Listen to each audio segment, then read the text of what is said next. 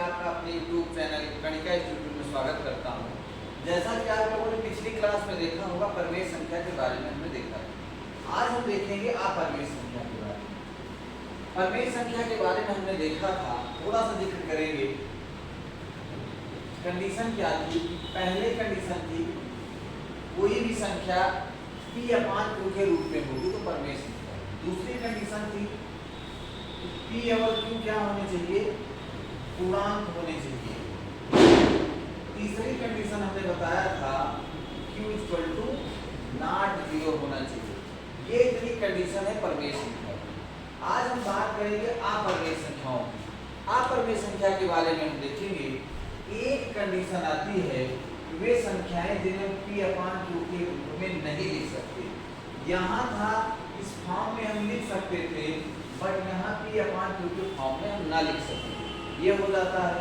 दूसरी बात क्या होती है कि हम बात देखेंगे कि रूट की संख्याएं जितनी होंगी, रूट की संख्या क्या हो जाएगी? अपरमेय। रूट मतलब जैसे हमने कहा √3 है, √5 है, √6 है, इन्हें हम क्या कहेंगे? अपरमेय संख्या। लेकिन एक बात फंसती है कि क्या यही रूट की संख्या ही अपरमेय है? तो हम आगे देखेंगे रूट की संख्या ही नहीं, अपरमेय के लिए हम जानेंगे। इसको बेहतर समझने के लिए हमें समझना होगा दशमलव संख्याएं। आते हैं देखते हैं दशमलव संख्याएं। दशमलव संख्याओं की हम बात करेंगे। डेसिमल नंबर की अगर हम बात करें तो ध्यान दीजिए, डेसिमल नंबर को हम दो भागों में हमने बांटा है। यहाँ पर हम देखेंगे डेसिमल की हम बात करेंगे संख्याओं में, तो यहाँ क्या हो जाएगा हमारा डेसिमल में?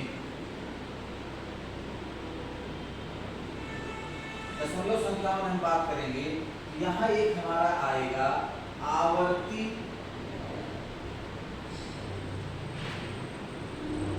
और दूसरा आ जाएगा अनावर्ती। आवर्ती और अनावर्ती रिपीटिव हो जाएगा, ना रिपीटिव। अब यहाँ पर हमें देखना होगा आवर्ती संख्याओं में अगर हम देखें, आवर्ती संख्याओं में हमने देखा जैसे हमने कहा कि 2/3 हमने लिखा, देखते हैं कि आवर्ती संख्या होगी नहीं, या ऐसे देखिए। यहाँ बात कर लें पहले हम शांत दशमलव और अशांत दशमलव, तो और बेहतर समझ में आ जाएगा। यहाँ पहले बात कर लें शांत दशमलव और अशांत दशमलव की बात करें। शांत दशमलव और अशांत दशमलव की हम बात कर लें तो और चीजें बेहतर समझ में आएगी। जैसे शांत दशमलव की बात हमने किया, हमने कहा अगर हम 1/5 करते हैं हमारी वैल्यू आती है 0.2। अगर हम यही बात करते हैं 1/4 की तो हमारी जो वैल्यू आती है वो आती है 0.25। अब ध्यान देना, दशांश दशमलव का मतलब क्या है कि संख्या जो है दशमलव के निश्चित दशमलव के बाद ये किसी न किसी स्थान तक पूर्णतः विभाजित हो जा रही है। ठीक, ये पूर्णतः विभाजित हो रहा है। यहीं पर हम आएंगे अशांत दशमलव की बात करेंगे। यहाँ हमें दो संख्याएं मिल जाएंगी। एक संख्या मिल जाएगी हमारी आवर्ती संख्या और दूसरी मिलेगी अनावर्ती संख्या। अब यहाँ ध्यान देना, आवर्ती संख्या और अनावर्ती संख्या।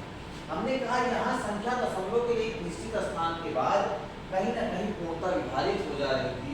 लेकिन ये आवर्ती संख्या की बात करें, जैसे हमने कहा 1/3 है, भाग देना स्टार्ट करें 0.3333, यानी आवर्ती का मतलब ही होता है रिपीटिंग नंबर, यानी संख्या का दोहराव। 3 का दोहराव बार बार हो रहा है। ऐसे हम लिख लें अगर 2 या 1/6 लिख लें हम, तो हम भाग देंगे, यहाँ क्या हो जाएगा 0 बढ़ाएंगे 6 के 6 हो जाएगा, बचेगा 4 6 36 36। ऐसे बार बार ये क्या हो जाएगा हमारा 6 आता जाएगा। इस अब देखेंगे आवर्ती संख्या की क्या डिफिनेशन हो जाएगी?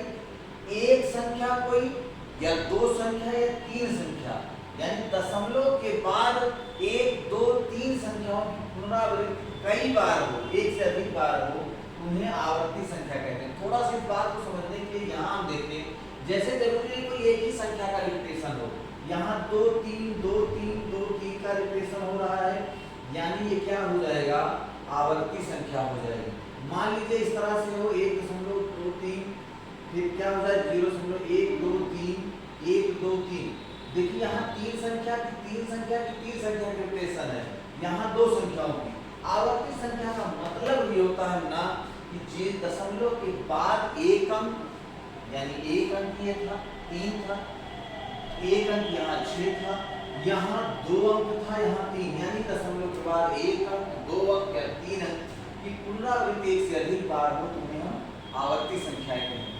लेकिन ध्यान दीजिएगा थोड़ा सा, अगर अनावर्ती की हम बात करें तो जैसे हमने लिखा 1/7 है, भाग में 0 यहाँ भाग में 7 लिख के 7 3 10 7 चौक 28, 2 बचेगा 7 दूनी 14 6 7 8 56। अब ध्यान दो, यहाँ ना तो संख्या पूर्णतः विभाजित हो रही है, न किसी संख्या का रिप्लेसन हो रहा है।